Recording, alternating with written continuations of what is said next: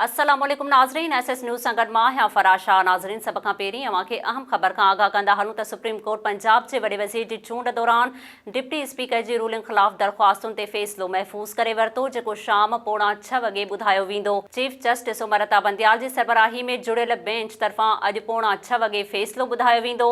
अदालत पंहिंजे रिमार्क्स में चयो आहे त आर्टिकल 63A जी तशरीह वारो मामिलो तइ थी चुको।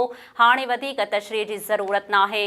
इन में को शक नाहे त पार्टी सरबराह जो अहम किरदार आहे, पर वोटिंग लाइ हिदायतूं पार्लियामेनी पार्टीअ जो हेड ॾींदो आहे। अदालत चयो आहे त आइन तहत पार्टी सरबराह पार्लियामेनी पार्टीअ जे फ़ैसिले ते अमल कराईंदो आहे। पार्टीअ जो फ़ैसिलो पार्लियामेनी पार्टीअ खे ॿुधायो वेंदो आहे। चीफ जस्टिस रिमार्क्स ॾींदे चयो आहे त हिकु हसास मामले खे ॾिसी रहिया आहियूं। उन हवाले सां सुप्रीम कोर्ट जे फ़ैसिलनि जो जाइज़ो वठूं था। अदालत चयो त जज जी राय में यकसानियत हुजणु घुरिजे। जज जी राय हर तब्दील थियणु सुठो मिसाल नाहे। आऊं पंहिंजी राय ठोस बुनियादनि ते ई तब्दील कंदुसि।